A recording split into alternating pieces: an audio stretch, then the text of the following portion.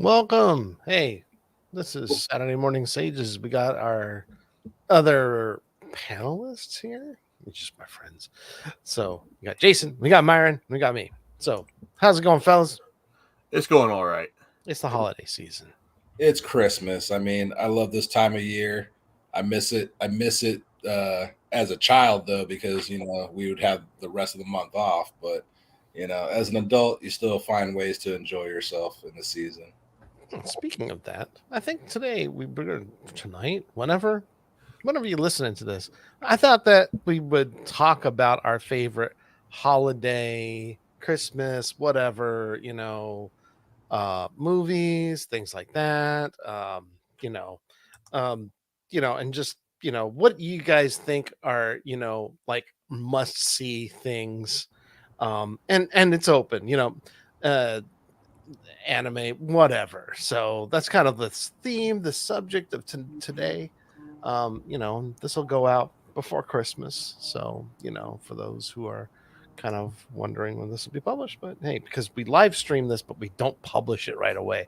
Anyway, so I'd start off that like one of my favorites, and this is just a cartoon, very small one, is the Peanuts Christmas special. Of How could course. you not love that? I mean, it's just like, well, then again, it's kind of weird actually in some ways if you think about it. It's kind of a downer, Mm-hmm. a little. Yeah, a little bit. It It's is. great. It has its low point for a cartoon, right? So I guess cartoons do that though, right? So, but yeah, I really enjoy it. It's one of my favorites. I also, as we were talking about pre-show, as it were, we were talking about like the music that comes out of some of these things, like Mhm.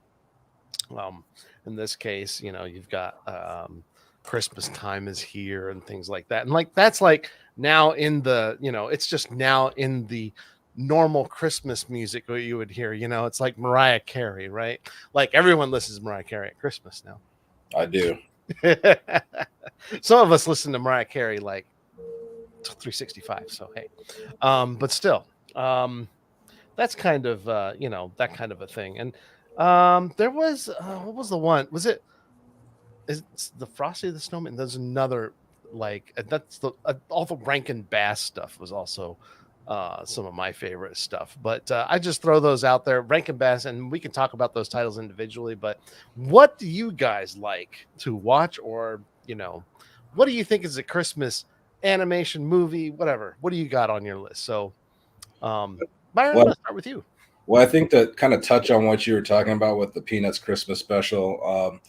I think what kind of sucks in this day and age is that we grew up in an era where that stuff was televised on the standard networks. Broadcast old television. Yeah, broadcast television, to Yep. where like I would always see like Peanuts Christmas special or Rudolph the Red-Nosed Reindeer or Jack Frost or any of those other Rankin Bass cartoons that you were talking about. And I think in this day and age, most of us might not have like cable or maybe even a HD antenna setup. We have our streaming services, and so I don't necessarily. I know those are up there, but I don't know like where.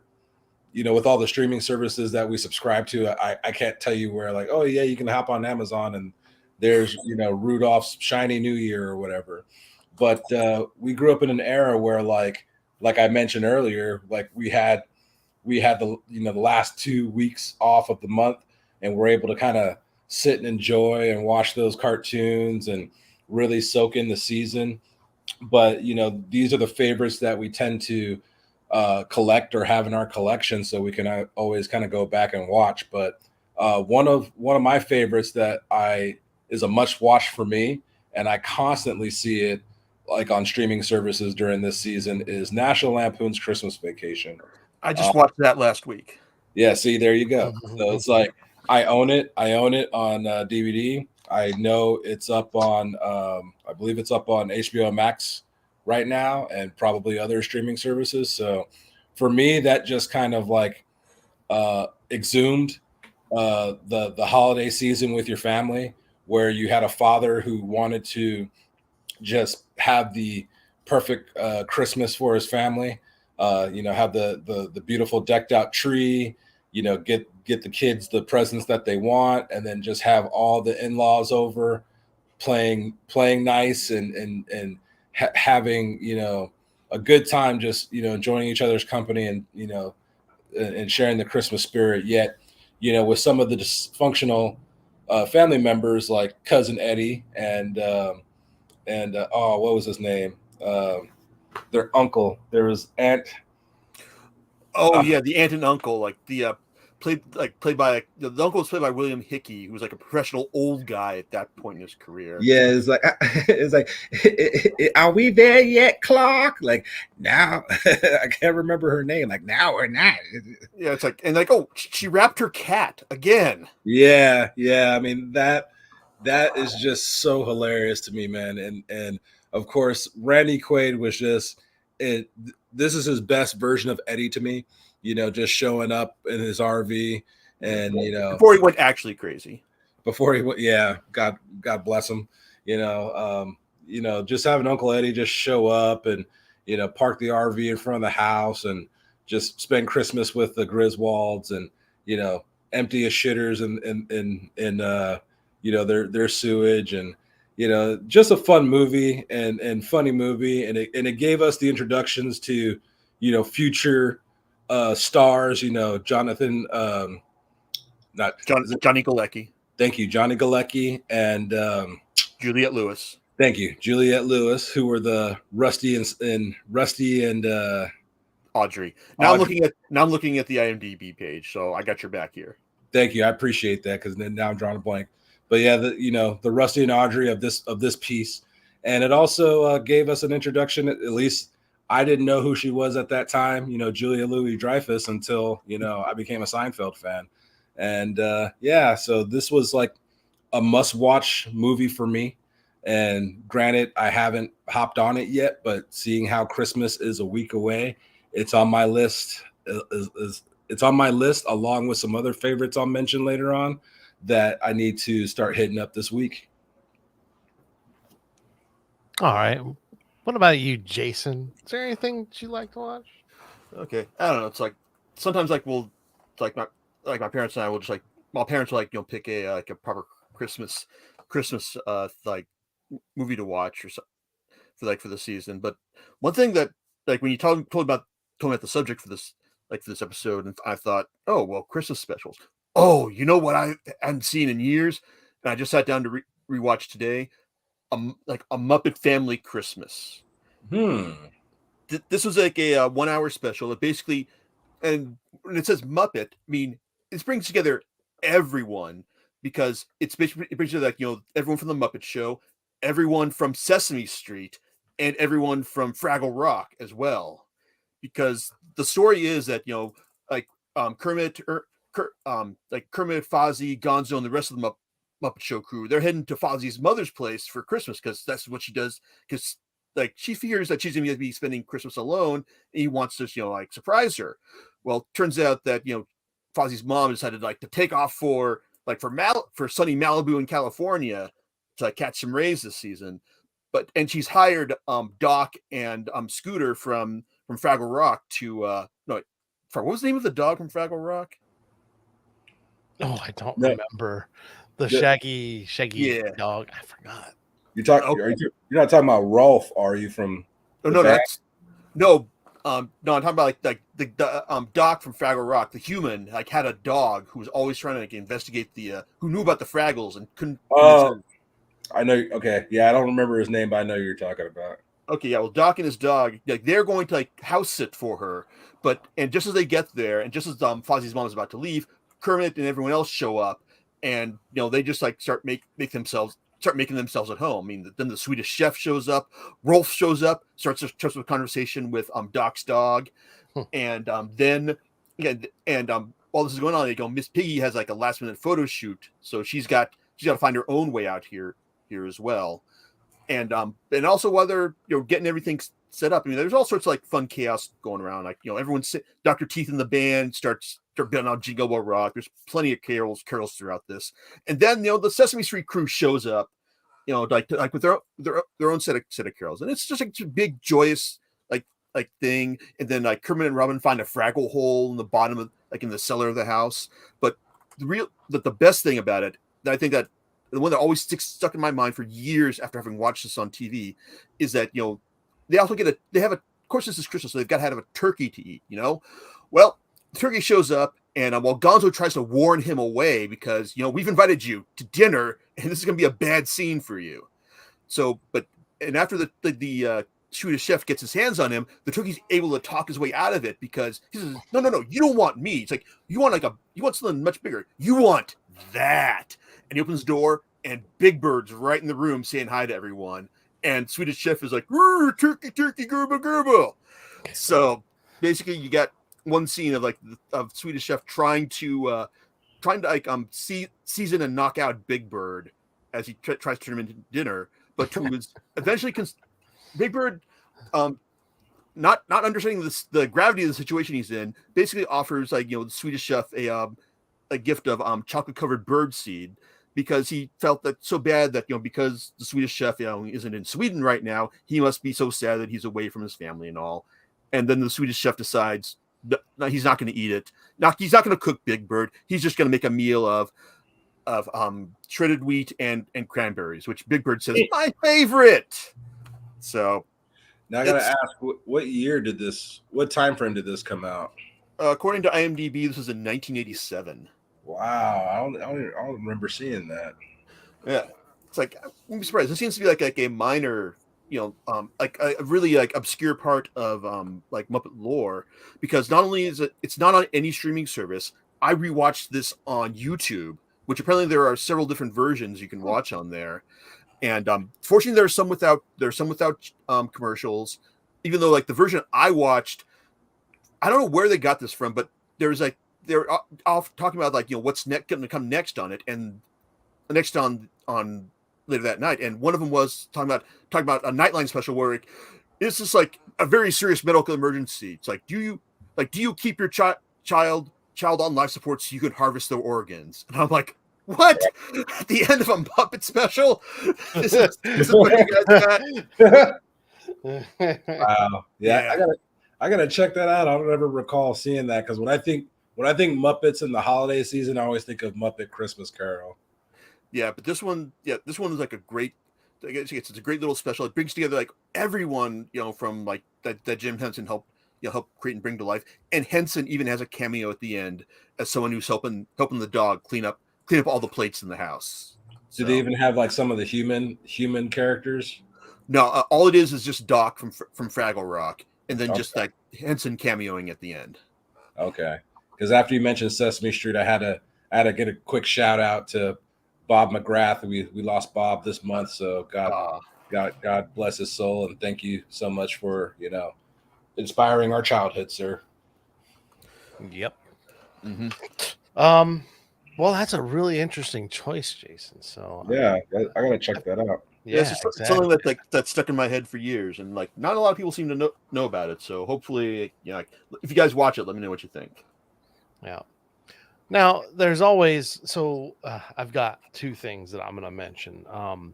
And this goes into like Myron's block of broadcast holiday specials, and one of them is How the Grinch Stole Christmas, which is like it's everyone knows this one. I just don't know, like again, I don't do broadcast, and like I mean I don't know if anyone really does anymore, to be honest with you. I couldn't even tell you if it broadcast is even a thing, like, but when we were kids, because this is how we whirled. It was like, okay, it's like 7:38, whatever your time frame was, and here's the hour, like here's the two specials, or maybe three if your station so chose to play them. Mm-hmm. And you did.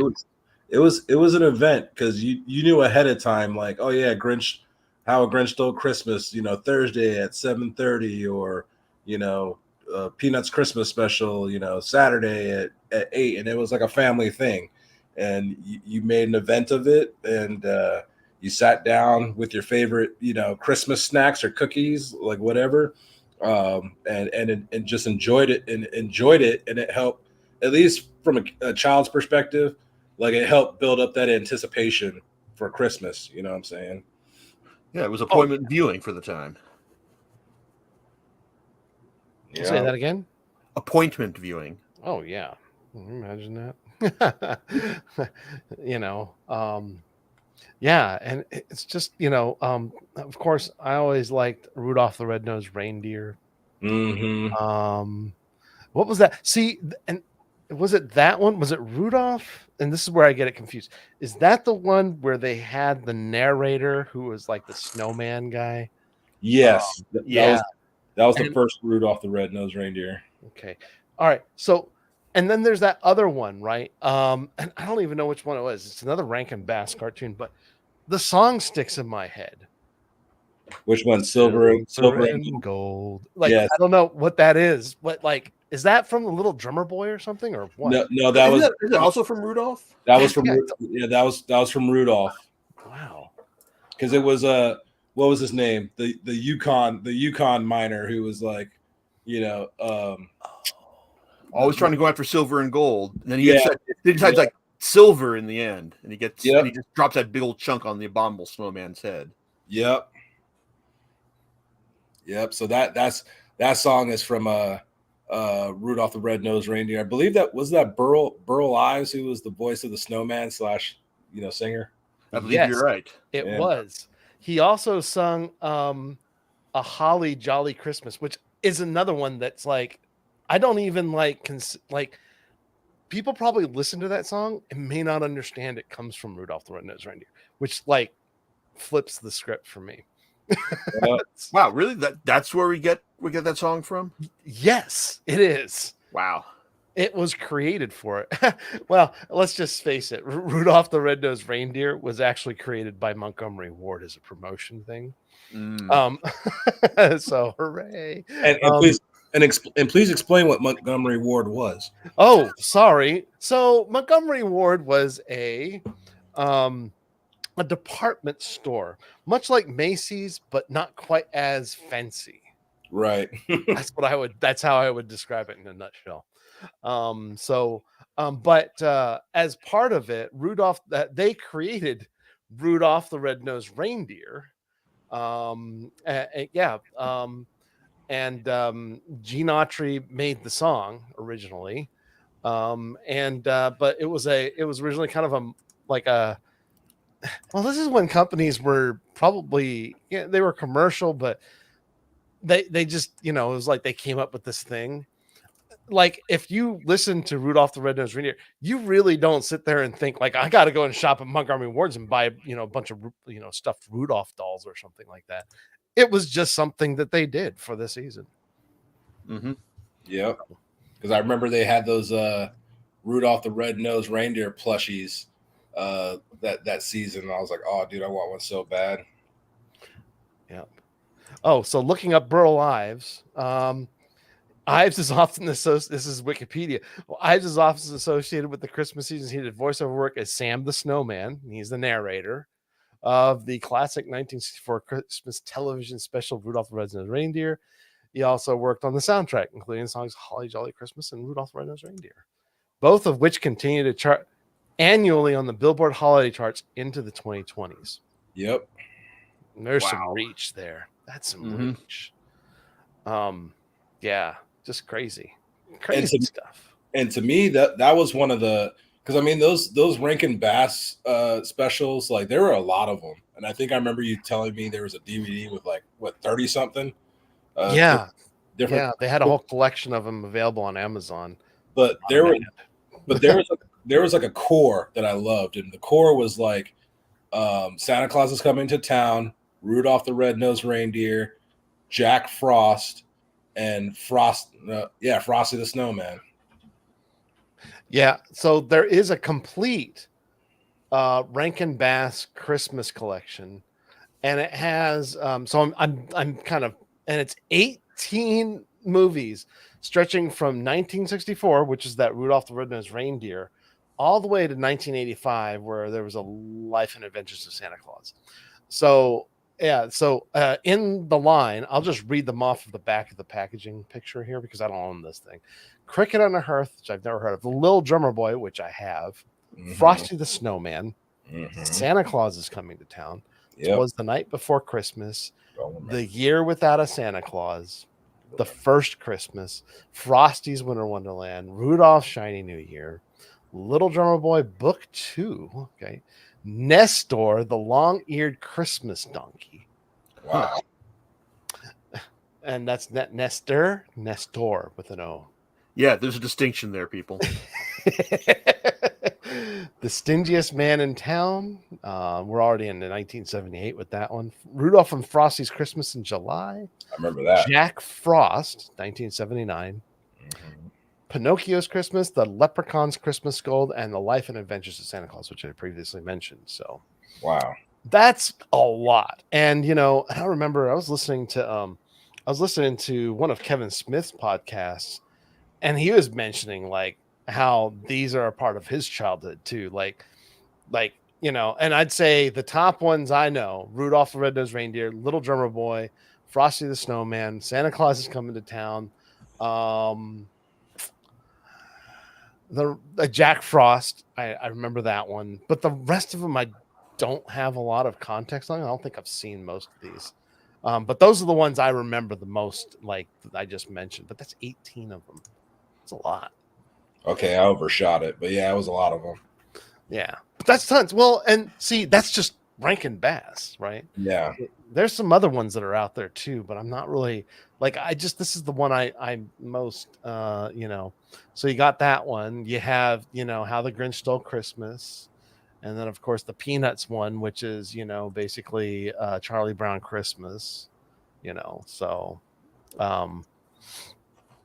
yeah, there's something very timeless about that soundtrack though, and a lot of these, but Yeah, that's the Peanuts soundtrack to the Peanuts Christmas special is like it's the only Christmas CD that I actually own, and the only one I will actually tolerate listening to, as a seasonal thing.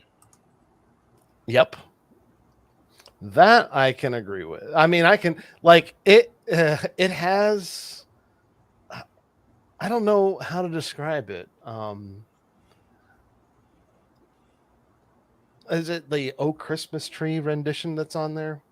It's almost kind of like light jazzy, and it's really cool. Yeah, I also like their Little Drummer Boy version where it's got like a nice jazzy version of that with like the kids doing the pum pum bit Yep. bits for emphasis. And even though it's not really of the season, Johnny, I appreciate the fact that it's got Linus and Lucy on there because it wouldn't really be like a Charlie Brown collection if it didn't have that on there somewhere. Yep. So yeah, those are pretty cool. Yeah, I just totally dig those. Those are and that one particularly, because when I was when I was little, like Peanuts was my thing. Like I read all the Peanuts comics. I don't know what I found fascinating about them. I learned to even draw Snoopy's head. Like that's how much I couldn't draw Charlie Burns' head, even though it's just a big circle with a squiggle on top. But I could draw, Snoopy. In fact, I remember very distinctly, like in like fourth grade, we used to get those I don't know, they're not sketchbooks, but they would be like notepads or something where you would practice like writing and stuff like that. And I drew like a Sopwith Camel, like him doing this like on the cover.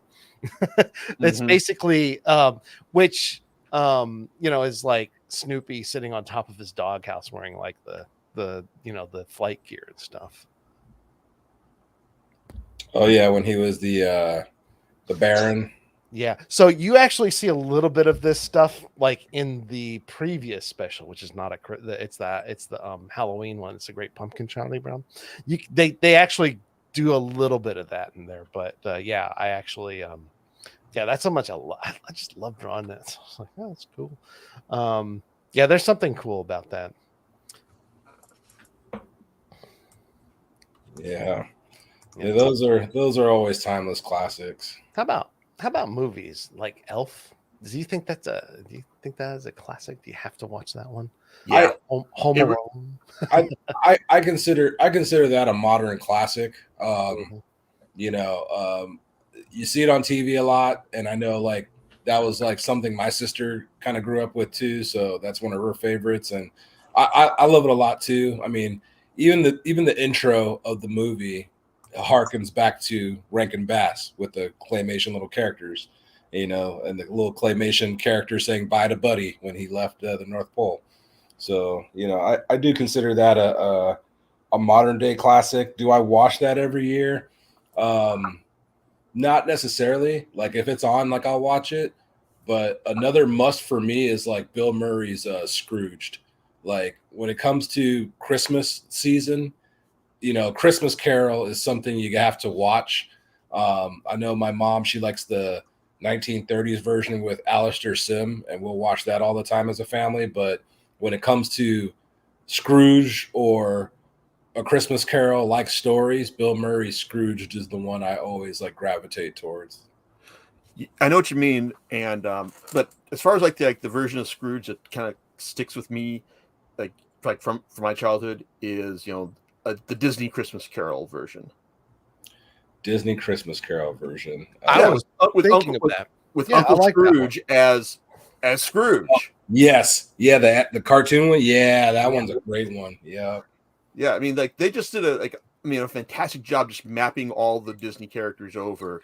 It's like into this version, and just preserving the spirit of the story, and actually making like Scrooge's character arc come off pretty well over the course of these three visits. Um, hmm yeah, especially at the very end when, my God, that last the Ghost of Christmas Future is dark, man. It's like, even by Disney standards, like with Tiny Tim like dying, you see Mickey and his family just placing this crutch at his grave and just walking away. It's like, oh man, it's awful. But then you see like the Weasel Gravedigger is just talking about how this one guy has no friends, no family, he's just died alone and unloved. And then Scrooge says, well, who whose grave is this? I mean, we all know whose grave it is, but then you see the Ghost of Christmas Future like take off his hood, and it's Pete, because of course it's Pete. Who else could pull off that that smug asshole-less nature of it? It's just like, why, it's yours, Scrooge, as he's lighting a cigar. He's That's right. tossing them in. I forgot hmm about that. But no, I did like that one. I thought that was a great like Disney rendition of it. Like classic kind of. Well, it's classic and it's not classic because I think it came out like in the 80s, right? Yeah. That's what. Yeah, well, yeah. I mean, Actually, I think it predates DuckTales too. it Yeah, oh predates. yeah, it definitely It does. does because like that was my first introduction to the Scrooge McDuck character, Mhm. and I didn't realize till later in life that he was actually a comic book character. But my first introduction was from that special, and then I thought they spun off Ducktales from that special. But Interesting. I do remember that that special used to come on ABC all the time, like every year. Yeah. Yeah, that's another favorite. Yeah, another special. It's like I have a good deal of fondness for is Garfield Christmas special. Now I kept thinking in my head because I know there was a Garfield Christmas special, and I'm trying to remember like excuse me, I'm trying to remember what it was about.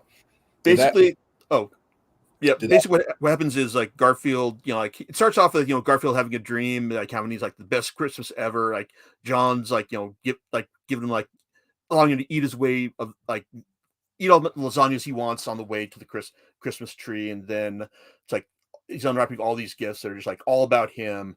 It's like, and then he wakes up only to find out that no, they're not having Christmas here. They're going out to the farm with John's family.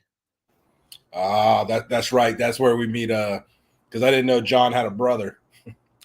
Yeah, it's like I did not. This is like, even though like they introduced John's family in the Garfield comics like years earlier, this is actually like my first exposure to like John's wider family. And so like it was kind of a surprise to like to meet his brother, like his brother Doc, like his dad, his mom, and best of all his grandma, who is just like you love her. Like she's just like so full of life, because her in her first, I think first introduction is like she like she goes up to John, like, your sea life is making you soft. She punches him right in the gut. Oh, yeah. So like it's like a lot of good memories there. Right on. Yeah, I mean, I think we grew up in a good time where we had a lot of those great specials, and throughout time, like I felt like the specials kind of, I think the specials kind of died down, and it became more reliant on the popular sitcoms or cartoons at that time. Like every popular sitcom, like Full House or Family Matters, had that Christmas episode, and that kind of became like the Christmas special. And I was thinking, we we were talking about Kevin Conroy in our last conversation, and I do remember like there was a Batman the animated series Christmas episode where Joker had like a little Christmas special on television. Yeah, Christmas with the Joker. Yeah. So like that's something too that I used to do is like, if the specials weren't on, I would just kind of like bring up my VHSs or DVDs, once those start becoming more prevalent, and just like watching my favorite Christmas episodes of whatever show, like, Bobby's World, or, Eat the Cat Christmas episode, Tiny Toons Christmas episode, whatever. So I think we had like a little bit of a slowdown on the specials, like the standalone specials, and of course like the sitcoms and the cartoon series kind of became our new Christmas special, so to speak, because everybody had their own episode. It's funny because I do remember watching back in the day Family Ties, and they did their twist on A Christmas Carol. Mm-hmm. And of course, who's playing the Scrooge character? It's Alex. Michael Keaton. Yeah, because he's the he's the one that needs to learn to have a heart and not be so business oriented. And you said Michael Keaton. Michael Keaton. Oh wait, is that his name? It's Alex Keaton. I'm sorry. J. Whoops, Michael Keaton's his dad, right? Whoops. Alex Keaton. Yeah. So it was. I remember that, like, of course, he gets visited by the three spirits, and then and he gets a change of heart, and he goes. And I guess, like his sister had a cold or something. He went to like the only place he could get something was like a convenience store, 7-Eleven, 24 hours. And he's like, I bought you a 6-pack of cough syrup. It was like, he had a change of heart, right? So that was, and that's what a lot of these, Christmas, specials, they have at least that on them, and the sitcom ones tended to be something along those lines. I bet you Alf had one too. I don't remember, but I don't remember off the top of my head, but I'm sure it did. Yeah. So. But I loved all those things. It's just fun to watch them, right? I mean, it's a season. It is, and talking about like new favorites. You guys mentioned Elf, but a new favorite that came out within the either came out last year or the year before. Have any of you seen a 8-Bit Christmas? No, I've heard of it though.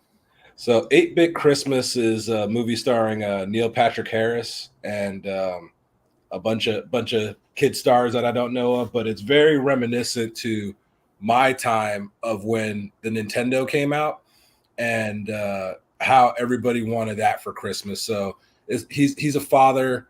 It starts out with Neil Patrick Harris like telling his daughter like the story of how he got his Nintendo, because she wants a phone for Christmas and he's adamant that he doesn't, that she's not going to get one. So, he ends up, telling her the story of how he got his Nintendo, and it basically flashes back to like 1980, I want to say 86, and how one kid in their neighborhood had a Nintendo. He was the rich kid, and everybody wanted to go to his house, but he was being an ass about it, and smug about who he lets in to play it. But it just brings back that memory for me in which I wanted a Nintendo very bad for many years. I think I got one in the Christmas of '88, but I remember I would go to the department stores like Sears, and at the time we had a game store in the mall. I think it was called like Comptron or whatever. but they had those Nintendo kiosks. And you know how when you're a kid, you want something, you kind of stand in front of it with puppy dog eyes. So you hope either your parents buy it for you or they know that you want it. So you're laying in some type of seed right there. But I like that movie just kind of brings back those times when, like, man, I used to remember being in those kiosks and playing Mario for 20 minutes. And then my mom or my dad be like, come on, we got to go. Like, oh, wait, I'm almost at the flag. I'm almost beating, World 3-1. And, and Oh, you're making it like that's like a flashback for me, Myron. yeah, well, that's what I'm saying. Like watch that movie, and you're just gonna have all these member berries. Like, damn, dude, like I just remember how hot that item was for like many years. And when I finally got one, because like the original Nintendo had that soft launch in New York in '85, and that came out with like Rob the Robot, Gyromite, and the Zapper, and I think it was just Rob the Zapper and Gyromite, and then they came out. Then they came out with the one that had a Duck Hunt, Mario, and I think Track and Field or whatever, and the Power Pad. And then I got the later one that came with the orange Zapper with Mario and Duck Hunt. And then that Christmas I got Super Mario Brothers 2, Batman, and I think Turtles.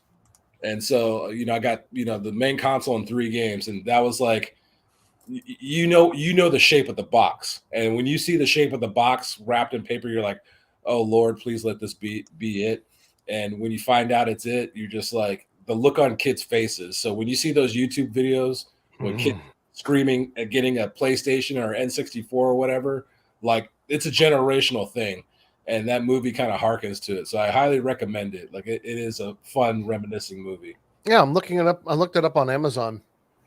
It's an hour 37 minutes, 4.5 stars, and produced last year. So so I'm gonna check this out.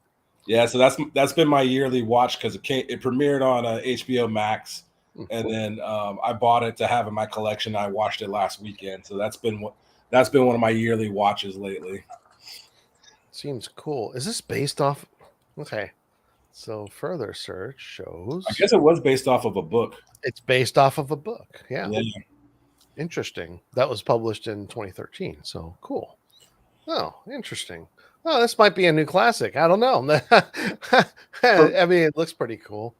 Yeah, for me it was. I mean, like, as we've been having this conversation, we've been talking about our old classics, and then of course, like, there have been some new classics or new gems that came out. Like, I do consider Elf one of the new gems for Christmas. I consider this one of those new gems as well. Other than that, like, I mean, I do watch. I haven't watched Harold and Kumar, a Harold and Kumar Christmas in a while, but that's not one. Like, that is a funny movie, but like, I haven't watched that one in a minute. That's not like an annual watch for me. Polar Express, that's an annual watch for me. I do like that movie, even though we do talk about how, like, that style of filmmaking is a little dated now, where they kind of look scary, the CG actors. Yeah. But only a little terrifying, right? Only a little terrifying. Yeah.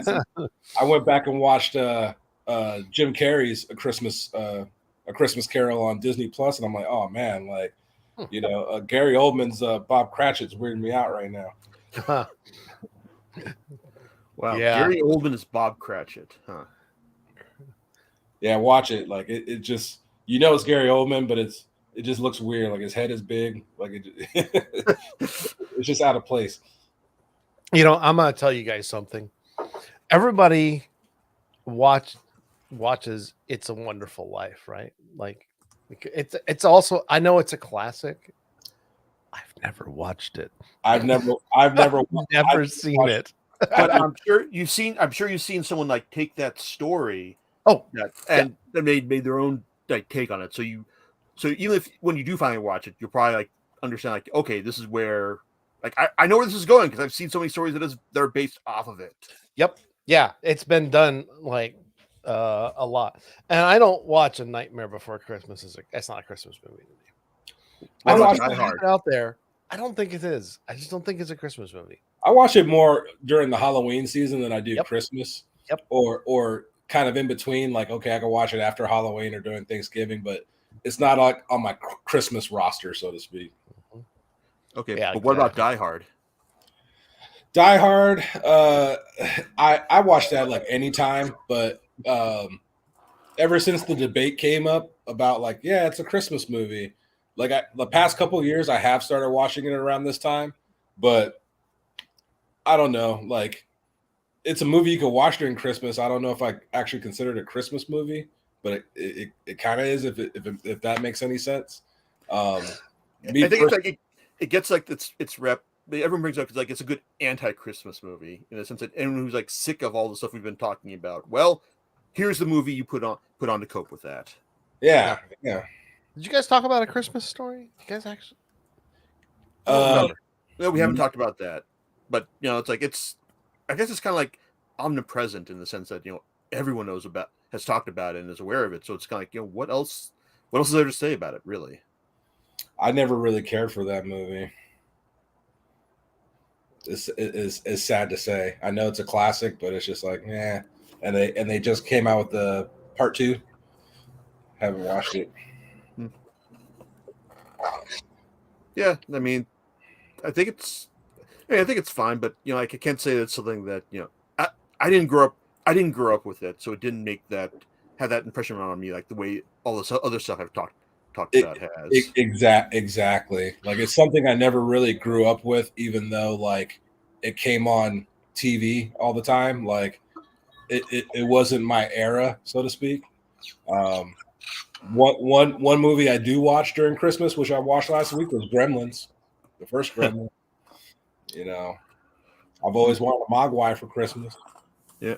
Oh, and there was one. There's actually one anime film that that is actually Christmas themed, or at least one that I genuinely really like. That I busted out last year to show to my parents because, well, it's like it's Christmas themed and it's on the arty side, so they can enjoy it that way. And that is Tokyo Godfathers by Satoshi Kon. I know you're gonna go with that. Yep, that is a good one. Yeah, so it's about these three homeless people, like young high school girl, an old former cyclist, and a it's gonna and a transgender woman. It's like who find this baby in a pile of garbage, and then try to do their best to try and like deliver the kid to its home and proper parents. And the story's got like a lot of like fantastic touches to it, but it never quite um departs reality in the sense that you look at this and go, well, this is completely unrealistic.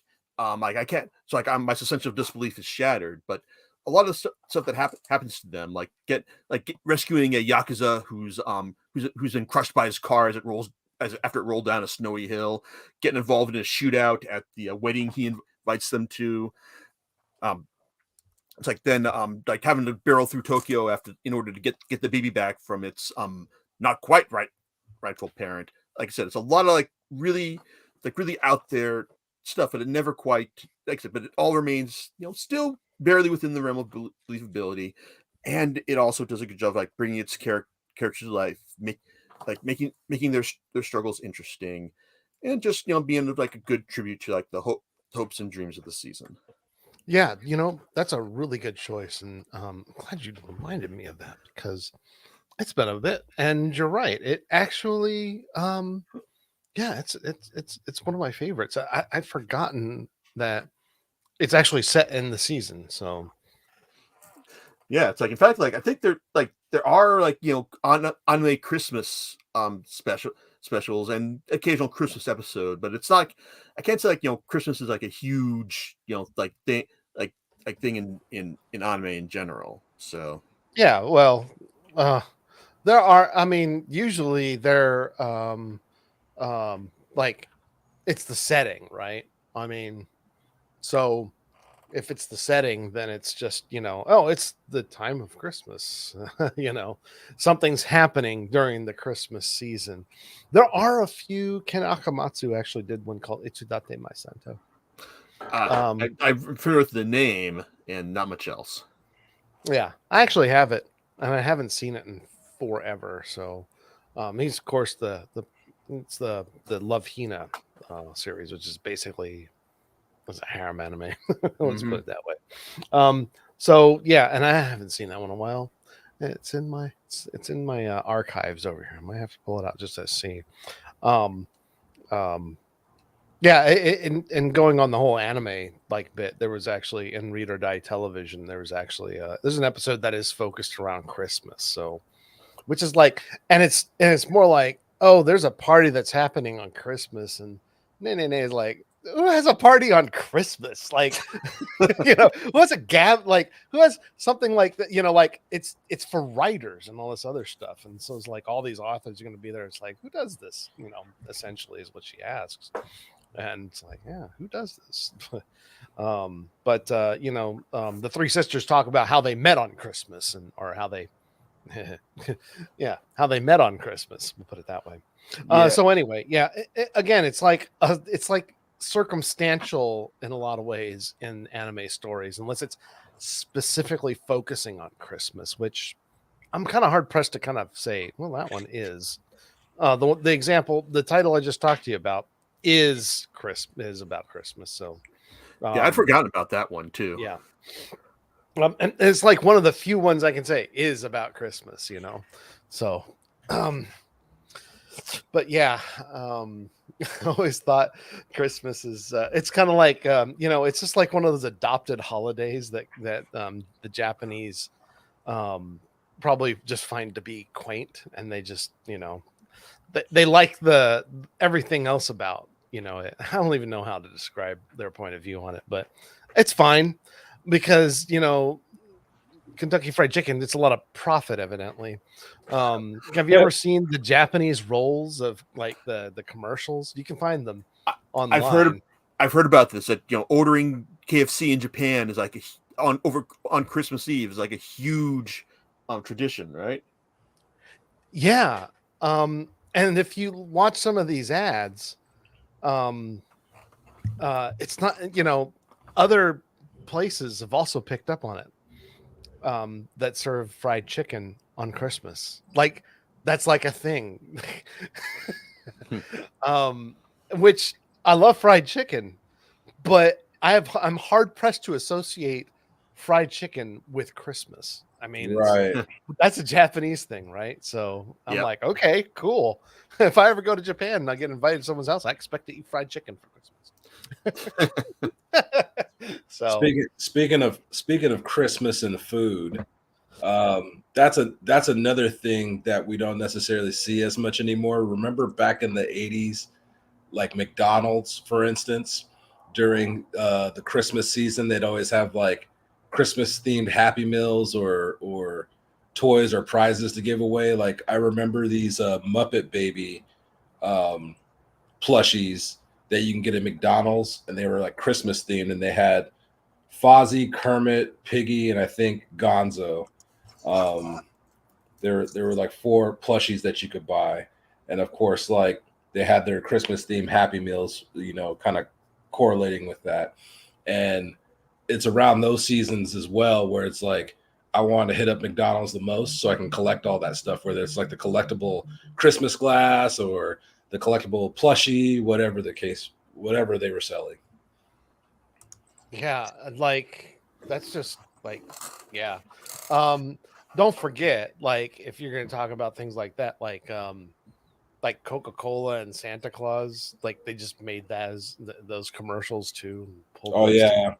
I mean, Mhm. like it was just a thing, but yeah, those commercials, by the way, yeah, they're just like um I was watching a set of like a commercial reel and of of Christmas like commercials not too long ago. And what was it? It was a McDonald's one. This is the one you weren't just talking about this one. So maybe you'll remember it though if I describe this commercial. So it's about a bunch of kids go out skating, right? And they're all having fun. And there's one kid that's left out. And what happens is that he's like, oh, I don't know, for whatever reason he's not able to go out and so he's kind of lonely. And then Ronald McDonald comes up to him and kind of picks him up and starts skating with him on the pond. You don't remember this? This Not sounds vaguely familiar. Oh wow, yeah. Yeah. So I remember seeing that all the time, like during the Christmas season. So just it was just like yeah, it's just uh I just I dialed it in and it was like McDonald's 80s Christmas commercial ice skating. So if you want to see it, there it is. I would show it, but because we publish this on YouTube, they kind of I don't know if they like it or not. So, but yeah, Best to be safe about that. yeah, exactly. So, but they played it, overplayed it because I don't remember. Um, yeah, um, it was just a thing. I was just like, oh wow, they played it every Christmas for years, and I just remember seeing it like on Saturday morning cartoons and stuff. So yeah, that was it. So hey, commercials are a part of this too. You can talk about those. You Oh can yeah. talk about anything, Christmas, whatever. But I do. Yeah, I think watching Christmas commercials would just be like, that's kind of crazy. What? Uh, was there anything else that was like memorable that you guys remember?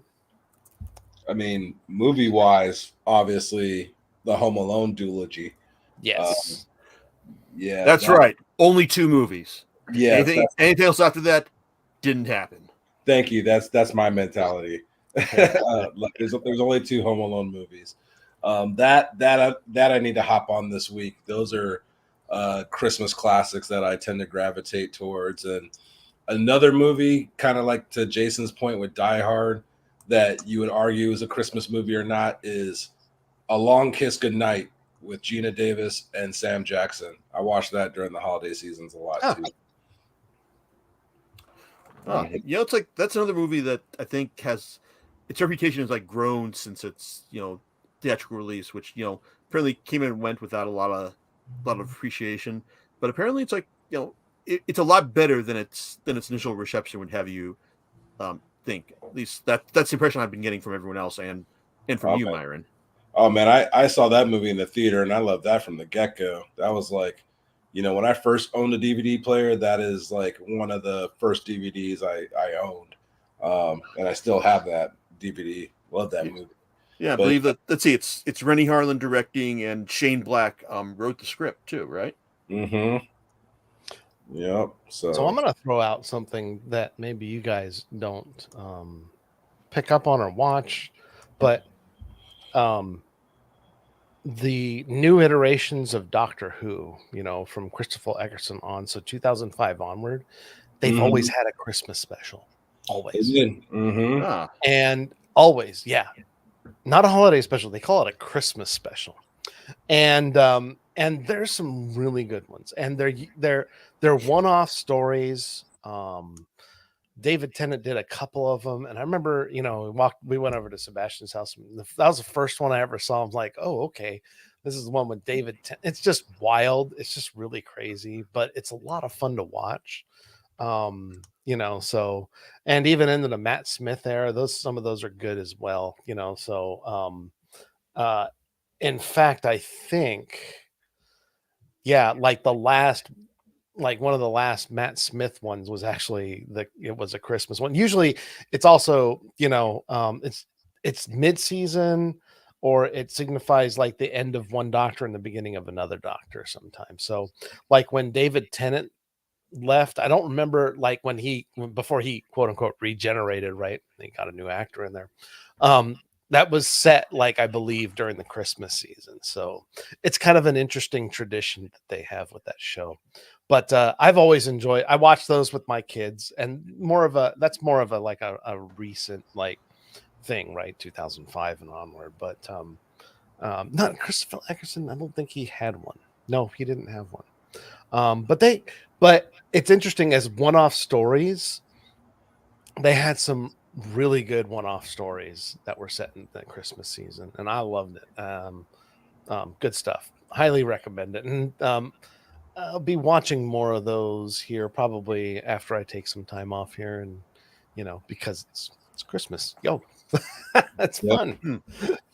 So Yeah, unfortunately, I started a new gig, so I can't take leave yet. But this is the time of the year, when I do have vacation time or leave saved up. This is where I mostly take my time off.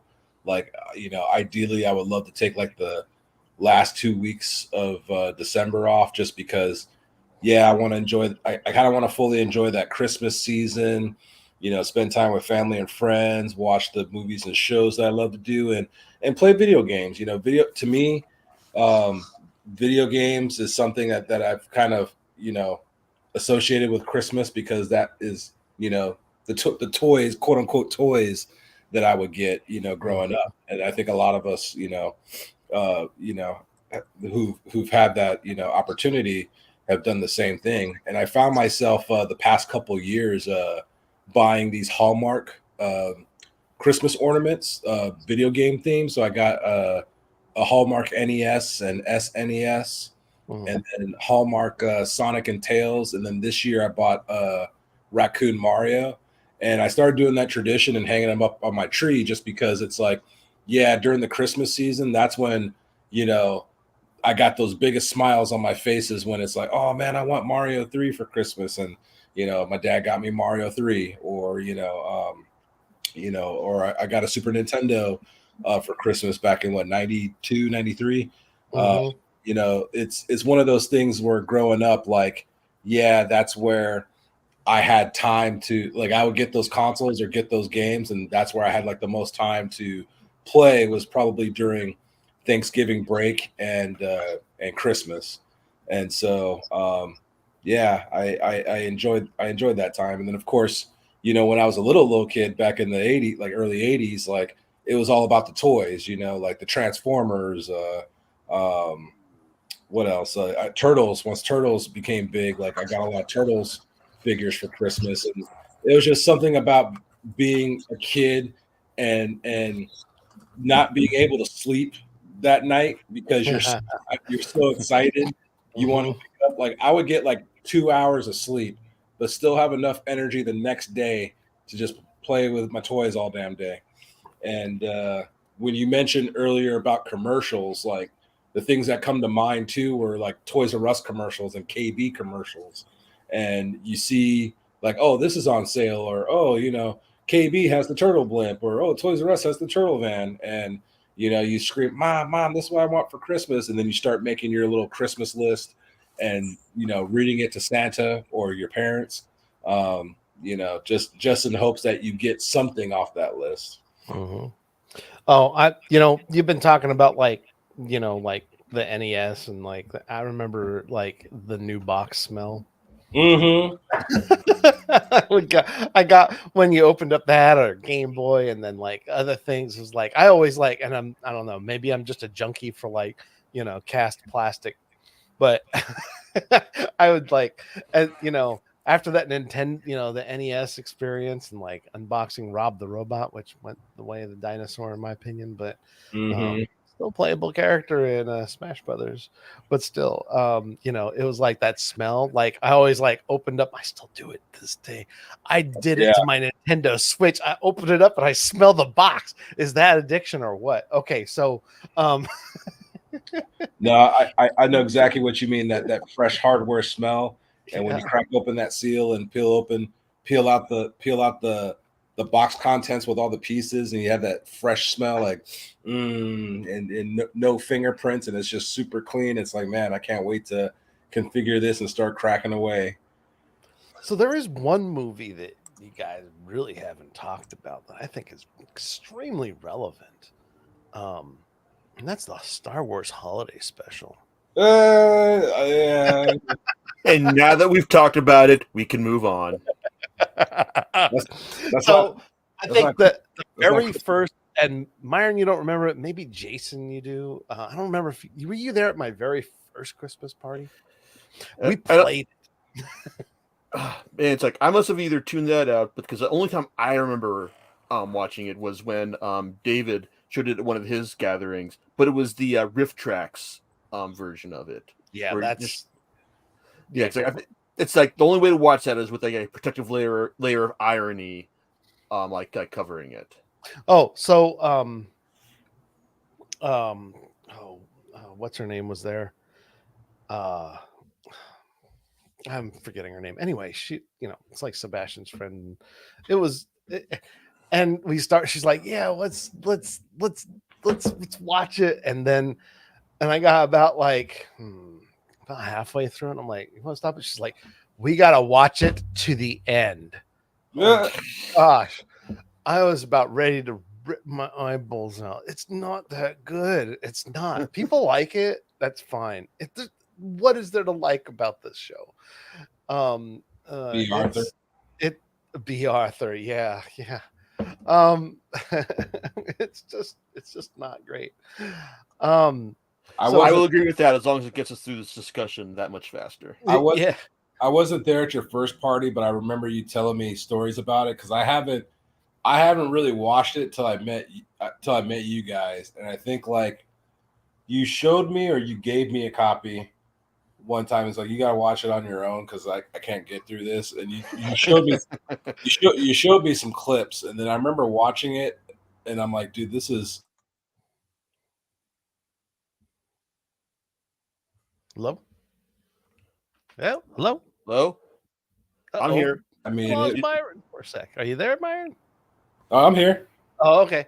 Yeah, I watched it that one time, and you can find it on YouTube. Yeah, I'm not going to show any clips of it whatsoever. nah, Not for the reason of getting like suit. like hey, like having a strike against my account or the account, but Nobody would it's care. just no one should torture anybody else like that. Can't you No, watch that on Disney Plus though? I mean, Is it on there? I have no idea. I, I wouldn't look for it. I No, don't, I don't think it is on Disney Plus. I don't even know if Disney was like, nah, we don't want to show Yeah. this. I think that they made a Lego Star Wars holiday special, but it's Yeah, interesting because there's like a couple of things that come out of it that have been, I mean, like maybe two things, literally. But that's okay because I want to move on to the next subject because you can go watch that and then you can torture yourself for an hour and 37 minutes and 27 seconds. So one thing, so on the whole star whatever like thing, Star Trek. So Star Trek traditionally before was always released in December. But one of my favorite like movies, which a lot of people don't like for some reason, Sebastian and I actually like it, but it's Star Trek Generations. So that's when we have Kirk and the Next Generation cast, and there is a Chris like it is a there's a there's a scene where Picard's in the Nexus and he thinks it's like yes, Christmas time. But I've always kind of associated like Star Trek movies in the past with like Christmas, like at least the older ones, because they were always released in December or something like that, and that's when you saw them. So yeah, kind of an interesting thing. no, you're right. It's like I think like it has like Christmas like has been like traditional like for Star Trek films at least like through the latter half of the like of that era. I think didn't 5 get like a summer release, but then they went back to Christmas releases for 6 onward. Yeah, yeah. So it was something like, as a Star Trek fan, I was always like, you could look forward to it. On their every other like year schedule, whatever, however they released them, you're like, okay, you knew it was going to be released like in December before Christmas, and that was something you could just go and watch. So yeah, so lots of fun. Uh oh, interestingly enough, to go back to the previous topic, the Boba Fett cartoon, that's in the holiday special, is actually on Disney Plus. So you can watch Which that should piece tell of you all you need to know about the special. yeah. It's actually on there, but I was surprised to see it is actually on there. I was like, wait, what? They have the rest of it here? Nope. And you know what? It's not that great. So not missing much.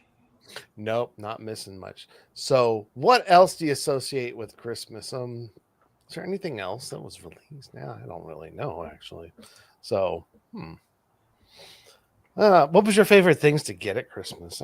Stop talking about movies altogether. Just like, what?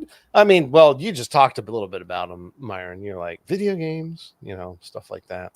Um, I remember one Christmas I got the SDF one from Matchbox. Nice.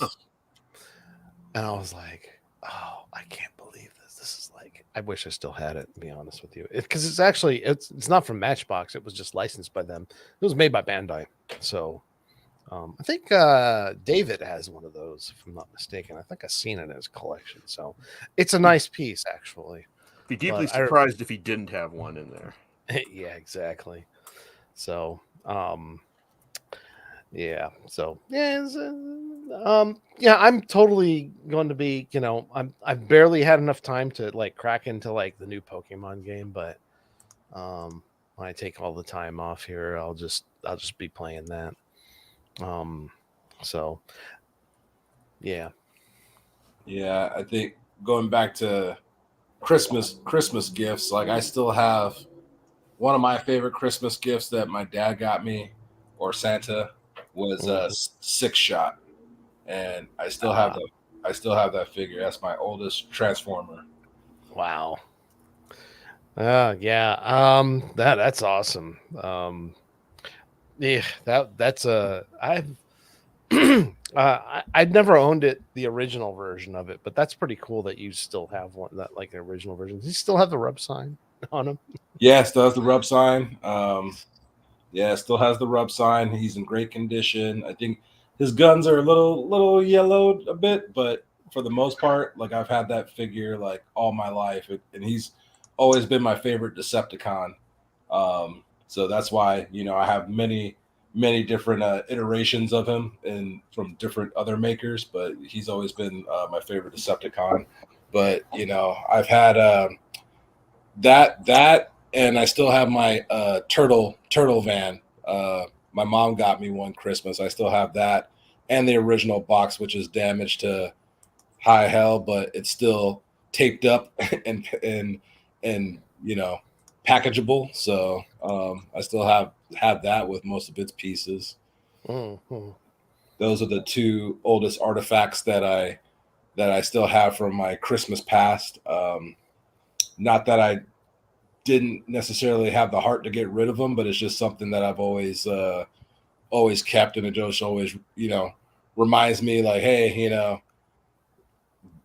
when times get bad, times are gonna get rough. Roads are rocky, but hey, you had a good upbringing, and and your parents worked hard to make a good life for you. You gotta work just as hard to continue making a good life for yourself and for a family in the future. So those are two items that I've just kind of held on to, like for all my life basically.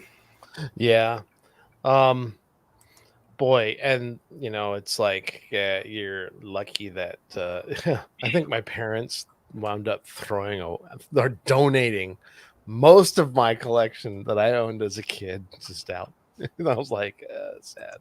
But on the flip side, I was able to get some other pieces back from my stepbrother. So that's pretty funny, actually. But yeah, I can't say that a lot has. I have some things that I've kept them. Like bits and pieces. Like I had old weapons and things like that, like Jazz's gun and stuff like that. I'm like, oh, okay, this is all that's left. Some accessories I found. So, Yeah, but because mhm. I remember I had that stuff too, like old weapons and stuff, and I would give them away. Like, why do I still have this shit?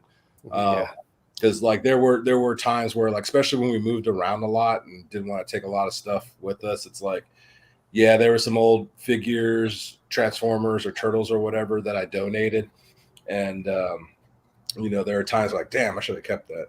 But you never knew what the value of some of those figures were going to be, later on in life.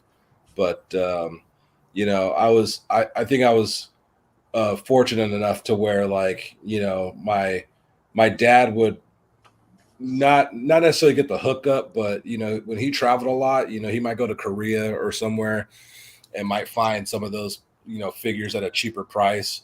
Or I remember there used to be a department store called Bullock's Oh, back in the 80s, and they had a toy section, and there were times where, like, a lot of those toys would go on sale, and there's some of the toys that I wanted to get, and my mom would cop them from there. Like, remember Captain Power? I do. I used to have a gang of Captain Power toys, just because, like, I think when it kind of started not selling too well, like, those toys were like clearance pretty quickly. So she got me like pretty much everybody in that collection.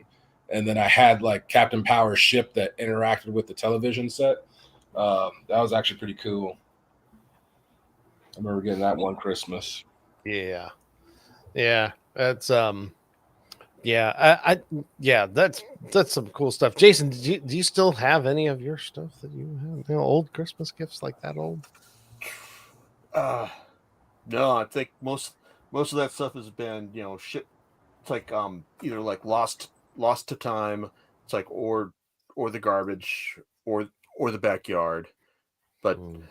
it's like I don't know. It's like, but I do remember like one year I got this big old Lego castle set. I can't remember what it was called. I think it might have been something like Black Lions castle or something. But it took me the entire day to put together, and that was just, I guess, it was a big epic ordeal that members of the family just kept coming in like throughout the day to see check on my progress throughout the day, and I got to show it off like to the family, like this is what I spent the whole day working on while everyone else has been celebrating Christmas.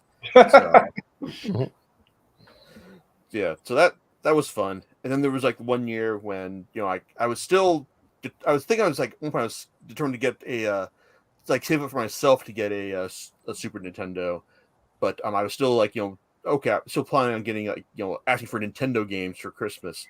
But then my parents decided to surprise me with a Super Nintendo under the tree, and that Ooh. was really appreciated right there. Yeah. Yeah, that was the same situation for me. Like, I was saving up for my own, but then, yeah, parents surprised me with one. Good memories, good memories. Yeah. Wow. So These days, I've got my Amazon wish list because I know I'm awful to shop for, because any comics or games that come out I can just buy myself. So I got like earmark stuff specifically. But I mean you may call this the downside that like Amazon wish list that oh, this has been bought for you. So I don't mind that. It's just that the fun there comes from like guessing like who actually bought it for me, as John can tell you. yeah, it's crazy, really. I mean, yeah, I'm notoriously bad to like shop for as well. So I try to keep my wish list like populated with a variety of items that people can like just it's like from like the really cheap to like ridiculously expensive. I'm like, okay, if you want to knock yourself out and buy that, then fine, but usually that's for like relatives or someone. But I'm like, okay, you want to spend $400 on a new camera lens for my my mirrorless SLR? Okay.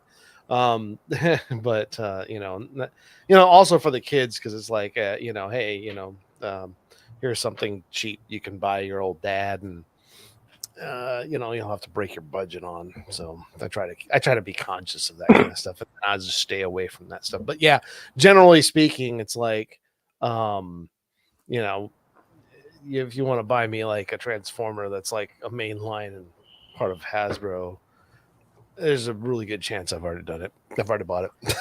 Yeah, So pretty much.